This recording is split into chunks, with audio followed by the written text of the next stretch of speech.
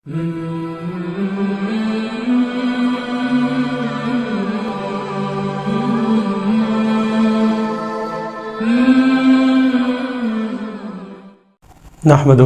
ونصلي على رسوله الكريم أما بعد فأعوذ بالله من الشيطان الرجيم بسم الله الرحمن الرحيم كتاب أنزل إليك فلا يكن في صدرك حرج منه لتنذر به وذكرى للمؤمنين۔ معزز ناظرین، خلاصہ سیریز میں آج آپ انشاءاللہ 18ویں پارے کا خلاصہ سماعت کریں گے۔ گزارش ہے کہ آپ خود بھی دیکھیں، فائدہ اٹھائیں اور دوسروں تک بھی پہنچائیں۔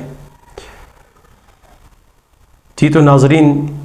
پارہ نمبر 18 کے اندر 3 حصے ہیں۔ پہلا حصہ سورۃ المؤمنون مکمل ہے، دوسرے حصے میں سورۃ النور مکمل ہے، اور تیسرے حصے میں سورۃ الفرقان کی ابتدائی جو ہے وہ آیات ہیں، تقریباً 2 رکوع۔ ناظرین، سب سے پہلے ہم آتے ہیں سورۃ المؤمنون کی طرف۔ سورۃ المؤمنون یہ مکی دور کے وسط میں نازل ہوئی، یعنی ابھی اسلام اور کفر کے درمیان کشمکش تو جاری تھی، لیکن کفار کے مظالم کے اندر ابھی شدت اور سختی نہیں آئی تھی۔ تو اللہ رب العزت نے تسلی دی اور اس صورت کے اندر جو ہے وہ یعنی انبیاء کا ذکر کیا، اور آغاز چونکہ مومنون یعنی خاص بندوں کے اوصاف اور صفات کے بارے میں تھا، تو اللہ رب العزت نے اسی نسبت سے اس صورت کا نام سورۃ المؤمنون رکھ دیا۔ اللہ رب العزت نے اس صورت کا آغاز، اور یوں سمجھے کہ پارے کا آغاز کامیابی سے کیا ہے۔ ہر شخص چاہتا ہے کہ اسے کامیابی اور فلاح ملے، تو اللہ رب العزت نے فرمایا، ذکر کیا کہ فلاح کا لفظ استعمال ہوا ہے۔ فلاح کا معنی یہ ہوتا ہے کہ وہ کامیابی جسے کوشش اور محنت اور جد و جہد سے حاصل کیا جائے، وہ کامیابی نہیں جو وراثت میں ملی ہے آپ کو اور جو ہے نا بلا محنت ملی ہے، کیونکہ اسلام کا اس بات پر یقین ہے کہ دنیا دارالعمل ہے، اور جنت جو ہے نا وہ ایسے کاموں سے گھیر دی گئی ہے جو مشکل ہیں اور طبیعت پر گراں ہیں۔ اگرچہ دین آسان ہے، لیکن اس قدر آسان نہیں کہ لوگ جو ہے نا وہ نماز چھوڑ دیں اور کہیں کہ جی اللہ رب العزت غفور رحیم ہے اور نماز جو ہے نا اللہ رب العزت معاف کر دیں گے۔ تو اللہ رب العزت نے 8 اوصاف ذکر کیے، مختصراً آپ حضرات کے سامنے رکھتا ہوں۔ پہلا وصف ہے ایمان۔ کامیابی کے لیے ایمان شرط ہے۔ بندہ جتنے مرضی نیک عمل کرے، دنیا کے ہاں وہ عمل جتنے مرضی خوبصورت ہوں، اس کی نگاہ میں بذات خود جتنے مرضی حسین ہوں، لیکن ایمان نہیں ہے تو حج جیسا عمل بھی اللہ رب العزت کے ہاں کوئی قابل قبول نہیں اور کوئی معنی نہیں رکھتا، اور پھر لوگوں کی خدمت کرنا یہ بھی کوئی معنی نہیں رکھتا۔ تو پہلی بات ہے، پہلا وصف ہے ایمان۔ دوسرا وصف ہے نماز کے اندر خشوع خضوع۔ نماز کی پابندی تو کرنی ہے، لیکن خشوع خضوع بھی۔ خشوع کا مطلب یہی ہوتا ہے کہ انسان پوری توجہ، پوری یکسوئی اور پورے جو ہے نا وہ اطمینان سے، سکون سے، اعتدال سے، شرائط، ارکان سب کا جو ہے نا وہ خیال رکھتے ہوئے وہ نماز ادا کرے۔ یہ دوسرا وصف ہے۔ یہی وجہ اللہ کے نبی صلی اللہ علیہ وسلم نے فرمایا، اسی حساب سے درجہ بندی ہوتی ہے ثواب کی۔ کسی کو نماز کا 10واں حصہ ملتا ہے، کسی کو 5واں حصہ ملتا ہے، کسی کو 1% ملتی ہے، اور کسی کی نماز اس کے منہ پر دے ماری جاتی ہے جب وہ خیال نہیں کرتا نماز کا۔ تیسرا وصف ہے لغو باتوں اور فضول کاموں سے پرہیز کرنا۔ ایک مسلمان، اس کی زندگی خوبصورت ہوتی ہے، اسلام ایک خوبصورت دین ہے اور بامقصد دین ہے۔ بے مقصد باتیں، فضول باتیں، لغویات، ان چیزوں سے اسلام جو ہے نا اپنے ماننے والوں کو دور کرتا ہے۔ چوتھا وصف ہے زکوٰۃ کی ادائیگی۔ یاد رکھیں، آپ اللہ کے نبی صلی اللہ علیہ وسلم نے فرمایا تھا کہ فَإِنَّ آخِذُوهَا وَشَطْرَ مَالِهِ، جو اسلامی حکومت میں رہ کر زکوٰۃ، اس کا مال نصاب کو پہنچ گیا، سال گزر گیا اور زکوٰۃ نہیں دے رہا، عشر نہیں دے رہا، اور جو فرضی صدقہ ہے وہ نہیں دے رہا، تو ہم اس سے وہ فرضی صدقہ اور زکوٰۃ بھی لیں گے، وَشَطْرَ مَالِهِ، اور آدھا مال بطور جرمانہ اس کا وہ غصب کریں گے ہم۔ تو یہ ریاست کا کام ہے کہ وہ یہ بنیادی ارکان میں سے ایک رکن کا اہتمام کروائے، سختی کرے۔ اور آپ اندازہ لگائیں، زکوٰۃ سے انکار کرنے والوں کو کافر سمجھ کر حضرت ابوبکر صدیق رضی اللہ عنہ نے جہاد کیا تھا ان کے خلاف۔ اور 5واں وصف ہے کہ زناکاری سے بچنا، پاک دامنی، عفت و عصمت کی حفاظت، اور اس کے لیے طریقہ کار اللہ رب العزت نے 2 ہی بتائے ہیں۔ ایک یہ ہے کہ نکاح کیا جائے، دوسرا یہ ہے کہ لونڈی والا کوئی سلسلہ ہو۔ اس کے علاوہ کوئی بھی راستہ ہے، بھلے وہ ہینڈ پریکٹس ہے، مشت زنی ہے۔ آج بڑے افسوس کی بات ہے کہ ایک باقاعدہ جو ہے نا پلاننگ کے ساتھ ہے اس بات کو جو ہے نا وہ بہت ہی ہلکا لیا جا رہا ہے کہ یہ جو مشت زنی ہے، ہاتھوں کا استعمال، اس کا کوئی گناہ نہیں ہے جی، اس کی کوئی دلیل نہیں ہے۔ فمن ابتغى وراء ذلك، اس کے علاوہ اور کیا دلیل چاہیے کہ اللہ رب العزت نے 2 رستے بتائیں اور فرمایا کہ جس نے ان 2 رستوں کے علاوہ کوئی اور رستہ اختیار کیا تو وہ دشمنی کر رہا ہے اپنے ساتھ بھی، جس کے ساتھ زنا کر رہا ہے اس کے ساتھ بھی، اس کے خاندان والوں کے ساتھ بھی، اپنے خاندان والوں کے ساتھ بھی، اور حتیٰ کہ وہ اسلام کے ساتھ، اللہ اور اس کے رسولوں کے احکامات کے ساتھ، معاشرے کے ساتھ وہ فساد پھیلا رہا ہے۔ اور 6 نمبر پہ ہے امانت داری، امانتوں کا خیال رکھے۔ 7ویں نمبر پہ ہے وعدہ وفا کرنا، وعدہ پورا کرنا، اور اللہ کے نبی صلی اللہ علیہ وسلم نے فرمایا تھا اس شخص کا کوئی ایمان نہیں جو امانت کی پاسداری نہیں کرتا، اور اس شخص کا کوئی دین نہیں، دین کے ساتھ اس کا کوئی تعلق نہیں کہ جو وعدے کی جو ہے نا وہ کیا کرتا ہے، پابندی نہیں کرتا۔ اور آخری وصف بیان کیا کہ نمازوں کی حفاظت اور پابندی کرنا۔ دیکھیے یہ بڑا ٹھیک ہے، مانا کہ یہ مشکل کام ہے نماز پڑھنا، لیکن اس سے زیادہ مشکل کام یہ ہے کہ نمازوں کی حفاظت کریں، آپ نیکی کی حفاظت کریں، نیکی کو ضائع نہ ہونے دیں۔ ان تمام اوصاف کا اللہ رب العزت نے ذکر کر کے فرمایا کہ بھئی یہ لوگ اور ایسے اوصاف کے حاملین یہ جنت الفردوس کے مالک ہیں اور اس میں ہمیشہ رہیں گے۔ اور اللہ رب العزت نے اس صورت میں جو ہے نا کفار کو مخاطب کیا کہ وہ انکار اس بنیاد پر کر رہے ہیں، بغاوت اس بنیاد پر کر رہے ہیں کہ انہیں اللہ رب العزت نے مال و دولت دی ہے، وہ قطعاً یہ نہ سمجھیں اللہ رب العزت نے مال و دولت دی ہے تاکہ وہ فطرے میں اور بڑھیں، جلدی بھلائیاں دی ہیں اللہ رب العزت نے۔ جو نیک لوگ ہیں ان کی کیفیت تو یہ ہوتی ہے جو نعمت ملتی ہے بھلے نعمت سے محرومی ہو، اللہ سے ڈرتے رہتے ہیں، اللہ کی آیات پر ایمان لاتے ہیں اور اپنے رب کے ساتھ شرک نہیں کرتے ہیں، اور نیک عمل کرنے کے باوجود بھی دل ڈرتے رہتے ہیں کہ کہیں اللہ جو ہے نا یہ عمل کہیں ایسا نہ ہو کہ قبول نہ کرے اور ہم ہاتھ ملتے رہ جائیں۔ یہی لوگ ہیں جو نیکیوں میں جلدی کرتے ہیں بلکہ سبقت کرتے ہیں۔ اس کے بعد اللہ رب العزت نے اسی رکوع کے اندر، پہلے رکوع کے اندر تخلیق انسانی کے مراحل کا ذکر کیا ہے۔ دیکھیے جی 1970 سے پہلے الٹرا ساؤنڈ وغیرہ اس طرح کی مشینری کی ایجاد سے قبل کسی کو کوئی پتہ نہیں تھا کہ رحم مادر میں انسان کتنے مراحل سے گزرتا ہے، اور اللہ رب العزت نے یہ بہت پہلے 1400 سال پہلے یہ سارے مراحل ذکر کر دیے تھے۔ اور اللہ رب العزت نے پھر اس کے اندر جو بیان کیا اس کا خلاصہ آپ کے سامنے رکھتا ہوں کہ اللہ رب العزت فرماتے ہیں کہ ہم نے مٹی کے ایک حقیر سے خلاصے سے انسان کو پیدا کیا، پھر ایک حقیر سے نطفے سے پیدا کیا، اس نطفے کو ایک خاص جگہ پہ اللہ رب العزت نے رکھا، اور پھر اللہ رب العزت نے اس نطفے کو جمع ہوا خون بنایا، پھر جمع ہوا خون کو اللہ رب العزت نے بوٹی بنایا گوشت کی، اور گوشت کی بوٹی کو اللہ رب العزت نے ہڈیاں پہنائیں، اور ہڈیوں کو پھر گوشت پہنایا، اور پھر اللہ رب العزت نے مزید ایک شکل و صورت دی، اور پھر ایک وقت آئے گا کہ انسان فوت ہو جائے گا، اور پھر اس مرنے کے بعد اللہ رب العزت دوبارہ اسے اٹھا لے گا۔ اللہ رب العزت نے اسی رکوع کے اندر توحید کا ذکر کیا اور یہ واضح کیا کہ اللہ رب العزت نے تمہیں پیدا کر کے بیکار نہیں چھوڑا، تمہاری دنیاوی ساری ضروریات پوری کی۔ اللہ رب العزت نے پھر آسمانوں کا ذکر کیا، آسمان سے اترنے والی بارش کا ذکر کیا، زمین کا ذکر کیا، زمین پہ ٹھہراؤ کا ذکر کیا، اور یہ بھی ذکر کیا کہ جنات یعنی باغات وغیرہ اللہ رب العزت نے تمہیں مہیا کیے ہیں کھجوروں کے، اور جو ہے نا وہ زیتون کا تیل نکلتا ہے اسے بطور سالن استعمال کرتے ہو، جسم پہ لگانے کے لیے استعمال کرتے ہو۔ اللہ رب العزت نے جانور دیے، حلال جانور، تم جو ہے نا وہ اپنا ان کا دودھ پیتے ہو، اور بہت سے فائدے ہیں، ان کا گوشت کھاتے ہو، ان پہ سواری کرتے ہو، اپنا سامان ادھر سے ادھر لے کر جاتے ہو۔ تو اللہ رب العزت نے دنیاوی ضروریات پوری کی ہیں۔ اسی طرح اللہ رب العزت نے اسی صورت کے اندر ذکر کیا ہے کہ اللہ رب العزت نے دینی ضروریات بھی پوری کی ہیں، یعنی روحانی ضرورت کہ انسان کے وجود کو تسکین ملے اور وہ ایک بامقصد زندگی گزارے۔ تو اللہ رب العزت نے انبیاء کرام کے قصص ذکر کیے ہیں۔ سب سے پہلے اللہ رب العزت نے نوح علیہ السلام کا ذکر کیا ہے، کس طرح انہوں نے 950 سال قوم کو تبلیغ کی، کس طرح انہوں نے دن رات صبح و شام ایک کر دیا، اور جو ہے نا وہ خلوت میں جلوت میں لوگوں کی اصلاح کی دعوت دی۔ بالآخر وہ نہ مانے، کشتی بنائی، کشتی میں اللہ رب العزت نے ان لوگوں کو سوار کروایا، نیک لوگوں کو، اور باقیوں کو غرق کر دیا۔ اور اللہ رب العزت نے باقی انبیاء کے جھٹلانے والوں کے انجام بھی ذکر کیا۔ پھر اللہ رب العزت نے اس کے ساتھ ہی تیسرے رکوع کے اندر موسیٰ و ہارون علیہ السلام کا ذکر کیا کہ ایک یہ واقعہ بھی ہے کہ جس واقعے کے اندر مذکور ہے کہ ان دونوں کی کشمکش تھی فرعون کے ساتھ، اور اللہ رب العزت نے پھر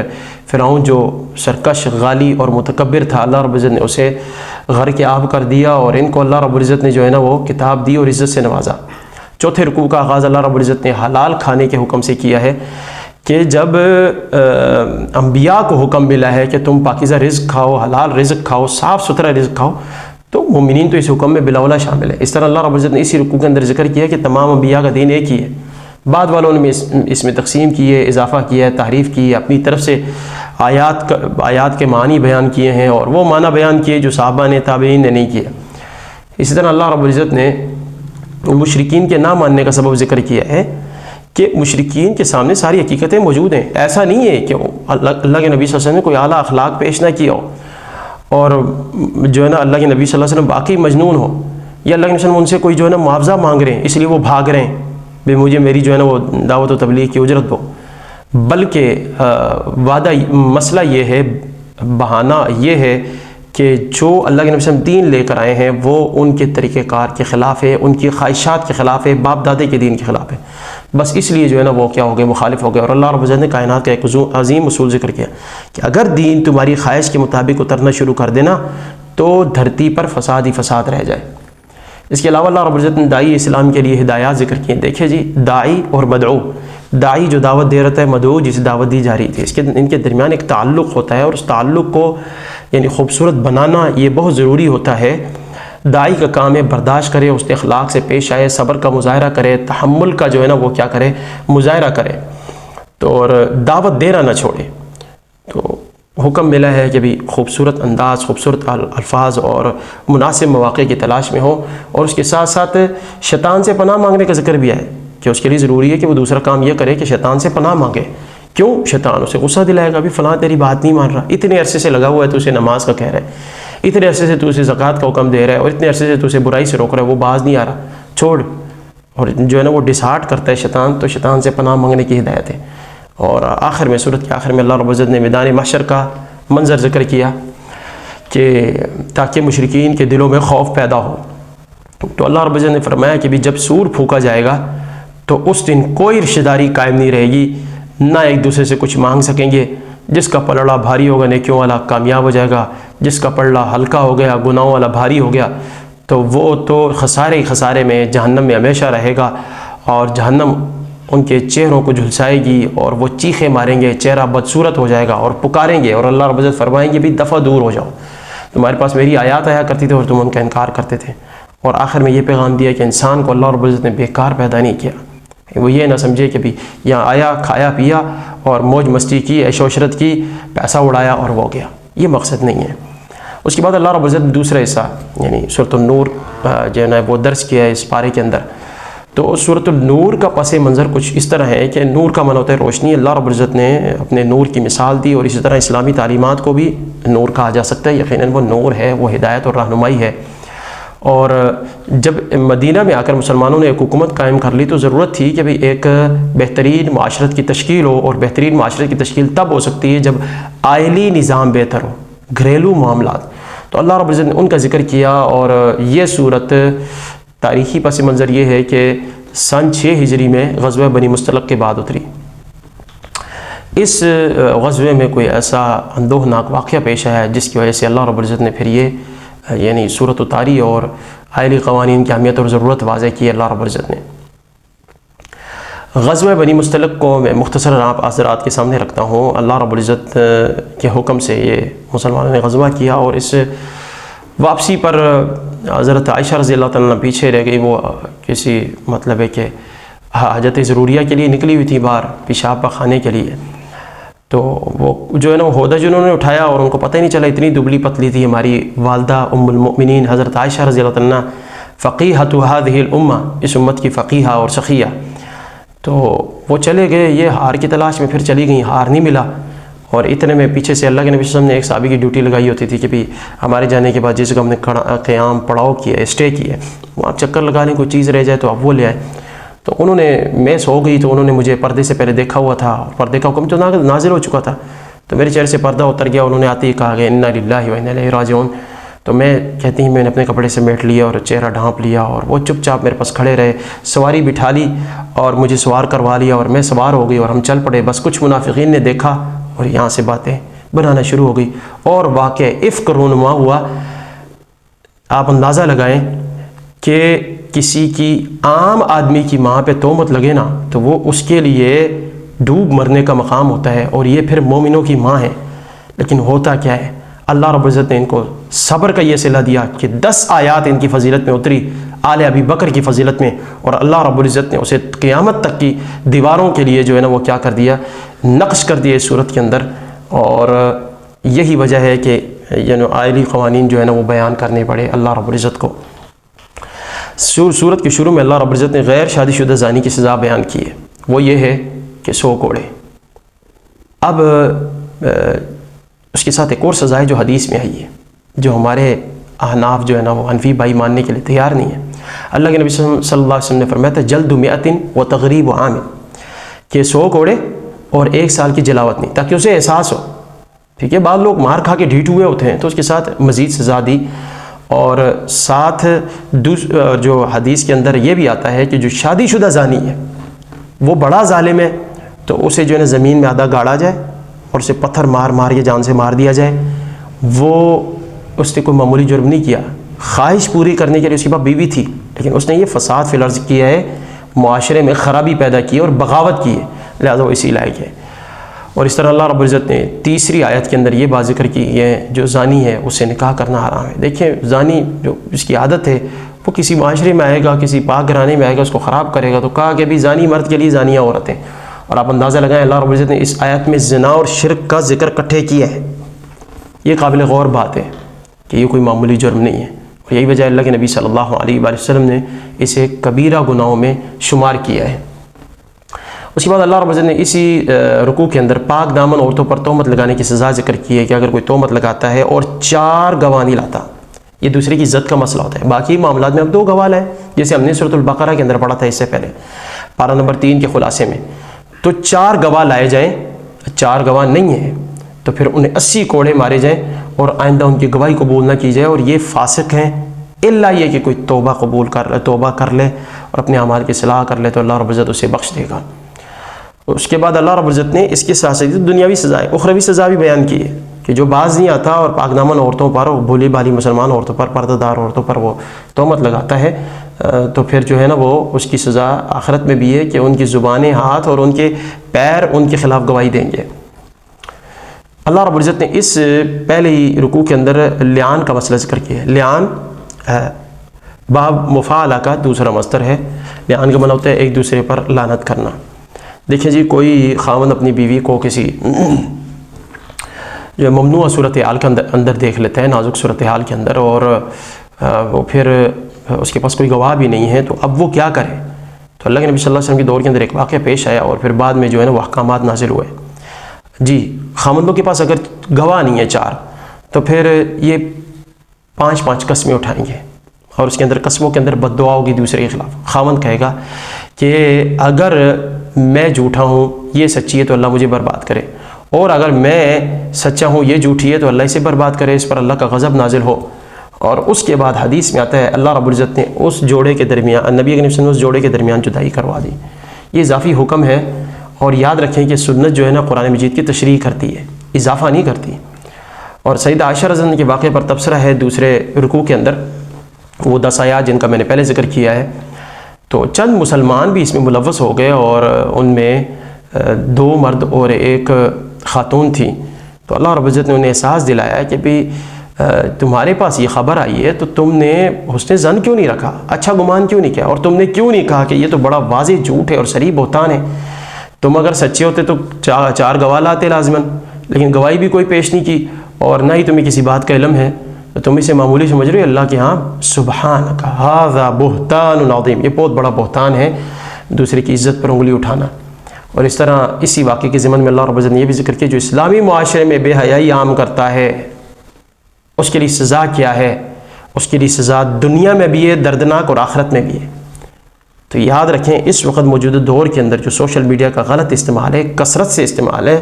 ٹک ٹاک وغیرہ کا، اس کے اندر بے حیائی عام کی جاتی ہے۔ جتنا لباس مختصر ہوگا اتنے ویوز زیادہ ہوں گے، سبسکرائبرز زیادہ ہوں گے، جناب علی اتنے ہی لائکس زیادہ ہوں گے، تشہیر زیادہ ہوگی، اور لوگوں کی طرف سے جو ہے نا وہ کیا ہوگا، عزت افزائی ہوگی۔ تو اسلام جو ہے نا اس سختی سے اس کا قلع کما کرنا چاہتا ہے، اور بتاتا ہے کہ اس کے لیے صرف دنیا میں نہیں آخرت میں بھی۔ یاد رکھیں کہ جن لوگوں نے بے حیائی معاشرے میں عام کی ہے اور بے حیائی کے مرتکب ہوئے ہیں، اللہ رب العزت نے انہیں عجیب و غریب بیماریوں میں مبتلا کیا ہے۔ آخری وقت میں سسکتے تڑپتے مرے ہیں وہ، اور سب نے انہیں چھوڑ دیے۔ دنیا کے عذاب مختلف ہو سکتے ہیں، اور آخرت کا عذاب تو پھر سب کے سامنے ہے۔ اور اس واقعے میں یاد رکھیں کہ ایک مسلمان وہ تھا جو حضرت ابوبکر صدیق رضی اللہ عنہ کا رشتہ دار تھا۔ ابوبکر صدیق رضی اللہ عنہ ان کے گھر کے اخراجات برداشت کرتے تھے۔ جب دیکھا کہ میری بیٹی پہ ہی تہمت لگی اور اس میں یہ شخص شامل ہے تو قسم کھا لی کہ میں آئندہ اس شخص کو خرچہ نہیں دوں گا۔ اللہ رب العزت نے فوراً احساس دلایا کہ کیا آپ یہ نہیں پسند کرتے کہ اللہ آپ کو بخشے؟ اللہ نے جب انہیں بخش دیا، ان کی توبہ قبول کر لی ہے، ان کو سزا مل گئی ہے، تو اب اہل فضل اور وسعت والوں کا یہ حق نہیں بنتا کہ وہ غریبوں، مسکینوں اور مہاجرین پہ خرچ نہ کریں۔ اس کے بعد اللہ رب العزت نے آئلی معاملات کے حوالے سے گھروں میں داخلے کے احکام ذکر کیے ہیں۔ اب دوسروں کے گھروں میں داخل ہو رہے ہیں۔ دیکھیں نا، ایک تو وہ گھر ہوتا ہے جہاں سامان وغیرہ پڑا ہے اور کوئی نہیں رہ رہا، یا گودام ہے کوئی، تو وہ کوئی مسئلہ نہیں ہے، آپ دعا جو ہے نا وہ داخل ہونے کی پڑھ لیں۔ لیکن اگر کسی مسکونہ گھر میں رہنا ہے، مسکونہ گھر میں داخل ہونا ہے، تو پھر اس کا طریقہ کار یہ ہے کہ آپ اجازت لیں، آپ سلام کہیں۔ ایک سلام ہوتا ہے اجازت والا، دوسرا سلام ہوتا ہے دعا والا۔ گھر سے نکلیں، گھر میں داخل ہوں، گھر کے افراد ہیں، تو پھر وہ کیا کریں؟ یعنی وہ سلام کہیں، یہ دعا بھی ہے، تحفہ بھی ہے، اور یہ محبت کا ذریعہ بھی ہے۔ سامعین، ناظرین، اس کے بعد اللہ رب العزت نے نگاہ نیچی کرنے کا حکم دیا ہے۔ حکم دیا ہے کہ بازاروں کے اندر اپنی نگاہ نیچی کریں، اور مردوں عورتوں دونوں کو حکم ہے۔ اب ہماری جو لبرلز خواتین ہیں وہ کہتی ہیں کہ جی یہ ہم بند سنور کے نکلتی ہیں تو نہ دیکھیں ہماری طرف کوئی، یہ تو کمال ہے۔ اور پھر کہیں گری پڑی ہو تو پھر بھی نہ دیکھیں، کسی مصیبت میں ہو، آفت میں ہو، نہ دیکھیں، یہ کیا بات ہوئی؟ اللہ رب العزت نے آنکھیں دیکھنے کے لیے بنائی ہیں اور نگاہ نیچی کرنے کا حکم دیا ہے، اس کا یہ، اور ساتھ پردے کا حکم بھی دیا ہے، اور اپنی شرمگاہوں کو حفاظت کرنے کی حفاظت کا بھی حکم دیا ہے۔ اس حکم میں مرد بھی شامل ہے، عورت بھی شامل ہے۔ عورت یہ کہہ کر بری نہیں ہو سکتی،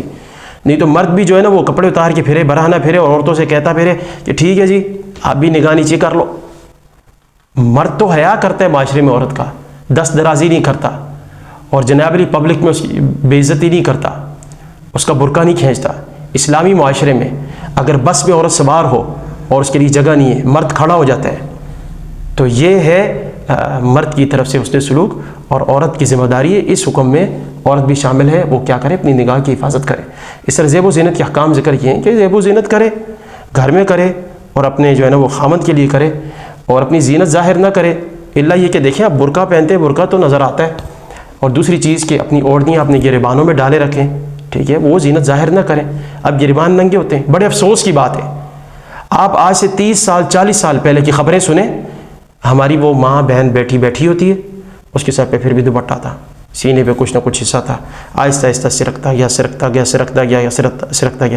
سے بھی سرکتا گیا۔ اچھا، ہماری جو سیاسی جو ہے نا وہ کیا ہوتی ہیں، جو خواتین ہیں، سماجی جو ہے نا وہ کارکن خواتین ہیں، ان کی آہستہ مجبوری ہوتی ہے، یہاں پیچھے کر کے رکھا ہوتا ہے۔ اللہ اور اس کے رسول کے احکامات کے ساتھ جو ہے نا استہزاء ہے، مذاق ہے، تو اور پھر اس کے ساتھ ساتھ آہستہ پھر گلے میں رہ گیا جی دوپٹہ۔ تو گلے میں تو مرد نے بھی مفرل پہنا ہوتا ہے، وہ اس کی ضرورت کیا ہے مردوں کے ساتھ مشابہت کرنے کی؟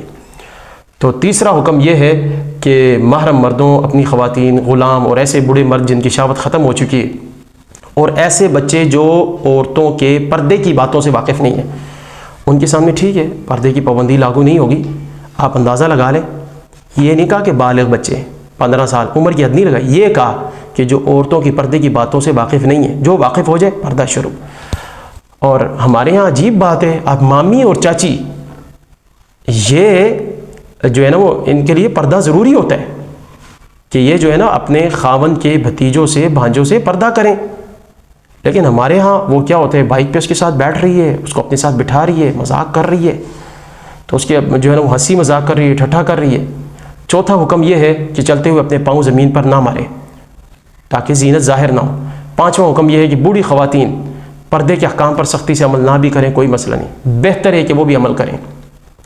اور اس کے بعد اللہ رب العزت نے بیڈ روم کے احکامات بھی ذکر کیے ہیں کہ جو 3 خاص اوقات نے اس میں وہ بچے بھی جو عورتوں کے پردوں کے معاملات سے واقف نہیں ہیں، نہیں پتہ جن کو ان چیزوں کا، وہ بھی اجازت مانگیں۔ فجر سے پہلے، دوپہر کے وقت جب سونے کا وقت ہوتا ہے، اور رات کو عشاء کے بعد۔ یہ کس لیے؟ تاکہ اللہ رب العزت جو ہے نا وہ کیا کریں، ہماری عزتوں کی حفاظت اور عصمتوں کی حفاظت کریں۔ اس طرح اللہ رب العزت نے نکاح کے احکام ذکر کیے ہیں کہ جتنا مرضی پردے پہ آپ سختی سے عمل کر لیں، لیکن یہ مسئلے کا جو ہے نا مستقل حل نہیں ہے۔ مسئلے کا مستقل حل یہ ہے کہ آپ اس کے ساتھ ساتھ شادی کا اہتمام کریں، نیک عورت کا انتخاب کریں۔ اللہ کے نبی صلی اللہ علیہ وسلم نے فرمایا اذا اتاکم من ترضون دینہ وخلقہ فزوجوہ، جب تمہارے پاس ایسی ایسا رشتہ ہے جن کے دین اور اخلاق سے تم راضی ہو تو پھر جو ہے نا وہ کیا کرو، شادی کر لو، پھر سوچو نا۔ اس طرح اللہ رب العزت نے فرمایا نکاح کر لو اگر فقیری کا کوئی مسئلہ ہے، اگر کوئی ضروریات زندگی اللہ اپنے فضل سے غنی کر دے گا۔ دیکھیں جی یہاں یہ کوئی چودھری یا کوئی M P A M N A جو ہے نا وہ نہیں بتا رہا گارنٹی ضمانت دے رہا، ضمانت وہ ذات دے رہی ہے جو ساتوں آسمانوں کے اوپر ہے، ہر چیز پر قادر ہے، مقتدر ہے، عزیز، قہار، جبار ہے، جس نے سب کچھ پیدا کیا، آپ کو پیدا کیا، آپ کی ضروریات کو پیدا کیا، وہ پوری کرے گا آپ کی ضرورت۔ اس طرح اللہ رب العزت نے فرمایا لوڈیوں کو زنا کاری پر نہ لگاؤ، مانا کہ وہ تمہارے ماتحت ہیں، تو اس کا مطلب یہ نہیں ہے کہ تم جو ہے نا ان سے ارتکاب زنا کرواؤ اور پھر اس کی کمائی کھاؤ، شرمگاہ کی کمائی کھاؤ۔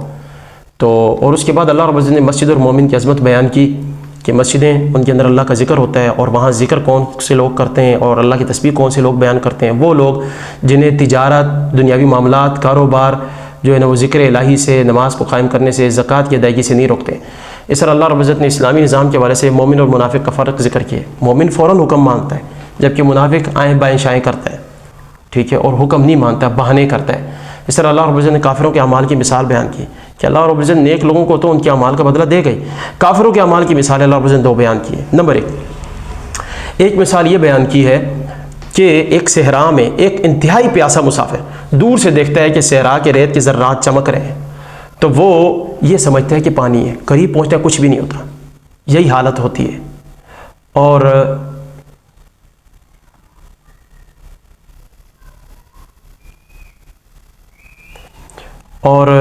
اس کے بعد اللہ رب العزت نے دوسری مثال بیان کی کہ ان کی مثال ایسے ہی ہے جیسے سمندر کی جو ہے نا کیا کہتے ہیں گہرائیاں ہیں، وہاں اندھیرے ہیں، رات کا اندھیرا ہے، اور جیسے رات کے اندھیرے میں پھر سمندر کی گہرائی کے اندھیرے میں اور سمندر کی تہہ تلے کوئی چیز نظر نہیں آتی تو بندہ اپنا ہاتھ نکالتا ہے اس کو نظر ہی نہیں آتا۔ یہ حالت ہوگی ان کی۔ اور اللہ رب العزت نے اپنی جو ہے وہ نشانیوں کا ذکر کیا۔ مثلا اللہ رب العزت نے آسمان و زمین کے اندر جتنی مخلوقات ہیں ان کی تسبیح کا ذکر کیا، پرندوں کا ذکر کیا، پر پھیلائے ہوئے ہیں۔ اس طرح اللہ رب العزت نے اپنی آسمان و زمین کی بادشاہی کا ذکر کیا۔ اس طرح اللہ رب العزت نے یہ ذکر کیا کہ اللہ رب العزت بادلوں کو ہانکتا ہے، پھر بادل جو ہے نا وہ ایک جگہ سے پانی جو ہے نا وہ کیچ کرتے ہیں، پھر دوسری جگہ پہ جا کے برساتے ہیں، اور اللہ رب العزت کسی جگہ تھوڑی برساتا ہے، کسی جگہ زیادہ برساتا ہے، کسی جگہ جو ہے نا برق بجلی نقصان پہنچا دیتی ہے، لوگوں کی جو ہے نا وہ نیندیں حرام کر دیتی ہے۔ اور اللہ رب العزت نے جو ہے نا چوپائے پیدا کیے، کوئی دو پیروں پر چل رہا ہے، کوئی جناب علی چار پہ چل رہا ہے، اور کوئی پیٹ کے بل چل رہا ہے۔ اللہ رب العزت نے مختلف مخلوقات پیدا کی۔ اس طرح مومنوں کو حکومت دینے کا اللہ نے وعدہ کیا ہے۔ شرط یہ ہے کہ وہ کیا کریں، صحیح معنوں میں مومن ہو اور صحیح معنوں میں نیک اعمال کریں۔ اور اس کے بعد اللہ رب العزت نے رسول اللہ صلی اللہ علیہ وسلم کو بلانے کے آداب اور مخالفت کی سزا ذکر کی بھی۔ ایسے رسول کو نہ پکارو جیسے آپس میں ایک دوسرے کو بلاتے ہو اور ایک ایک کر پکارتے ہو، یا جس میں ادب کا پہلو جو ہے نا وہ کیا ہوتا ہے، مد نظر نہیں ہوتا، اور جو مخالفت کرے گا اس کو اللہ رب العزت دنیا کی زندگی میں سزا دے گا۔ آخری حصہ سورۃ الفرقان کا وہ یہ ہے، اللہ رب العزت نے اس سورت کے اندر حق و باطل کے درمیان فرق کرنے والی چیزوں کا ذکر کیا ہے، اسی نسبت سے اس سورت کا نام سورۃ الفرقان ہے۔ یہ مکی سورت ہے، اور اس میں سب سے پہلے اللہ رب العزت نے اپنا تعارف ذکر کیا ہے کہ وہ بابرکت، بڑی بابرکت ذات ہے جس نے قرآن مجید نازل کیا۔ زمین و آسمان کی بادشاہی اس کی ہے، اس کی اولاد نہیں ہے، اس کا کوئی شریک نہیں ہے بادشاہی میں کسی چیز میں، اور اس نے ہر چیز کو ایک اندازے سے پیدا کیا۔ پھر اللہ رب العزت نے مشرکین کے جھوٹے معبودوں کا تغابل کیا اور توحید سمجھائی کہ جن کو تم نے معبود بنایا ہوا ہے انہوں نے تو کوئی چیز پیدا ہی نہیں کی، وہ تو خود مخلوق ہیں، نہ ہی تمہارے نفع نقصان کے مالک ہیں، نہ ہی تمہارے موت و حیات کے اور دوبارہ اٹھنے کے مالک ہیں۔ تو پھر ان کو اللہ رب العزت کا شریک بنانے کا مطلب، قرآن کے متعلق کافروں کا یہ نظریہ تھا کہ جی پہلے رکوع میں اللہ نے بیان کیا کہ بھئی اسے تو اس نبی نے خود لکھوا لیا ہے اور صبح شام جو ہے نا وہ یہ آیات پڑھی جاتی ہیں، تو اللہ رب العزت نے جواب دیا نہیں، اسے اتارا اس ذات نے ہے جو زمین و آسمان کے ہر راز سے، حقیقت سے اور واقف ہے۔ اور رسول اللہ صلی اللہ علیہ وسلم کے متعلق کافروں کا یہ نظریہ تھا، پہلے رکوع میں اللہ نے بیان کیا کہ یہ تو رسول بازاروں میں چلتا پھرتا ہے، کھاتا پیتا ہے، اس کے ساتھ کوئی فرشتہ کیوں نہیں اترا، یا اس پر کوئی خزانہ کیوں نہیں اترا، یا اس کا کوئی بڑا سا باغ کیوں نہیں جہاں سے یہ کھائے۔ تو اللہ رب العزت نے فرمایا کہ یہ جو ہے نا تمہاری جہالت ہے، اور اللہ رب العزت سارے حقائق سے واقف ہے، اور وہ تمہاری اس طرح کی باتوں کا محتاج نہیں ہے۔ اس طرح اللہ رب العزت نے اس کا جواب یہ بھی دیا کہ اس کی سزا تمہیں قیامت والے دن ملے گی، اور جب تم چیخو گے، چلاؤ گے اور ہلاکت کو پکارو گے، ہلاکت نہیں آئے گی، موت نہیں آئے گی، بلکہ موت کو تو جنت اور جہنم کے درمیان ذبح کر دیا جائے گا ایک جانور کی شکل میں۔ اور آخر میں اللہ رب العزت نے رسول اللہ صلی اللہ علیہ وسلم کی بشریت کا یہ جواب دیا کہ ہم نے آپ سے پہلے جتنے بھی رسول بھیجے ہیں وہ سارے کھانا کھاتے تھے، بازاروں میں چلتے پھرتے تھے. تو یہ مطلب اللہ رب العزت کی طرف سے آزمائش ہے کہ بشر کی شکل میں جو ہے نا وہ بھیج دینا، تاکہ مشرکین کا رد عمل دیکھا جائے. اور اللہ رب العزت سب کچھ دیکھ رہا ہے. اللہ سے دعا ہے کہ وہ قرآن و سنت پر عمل کرنے کی توفیق عطا فرمائے. وما علیہ الا البلاغ.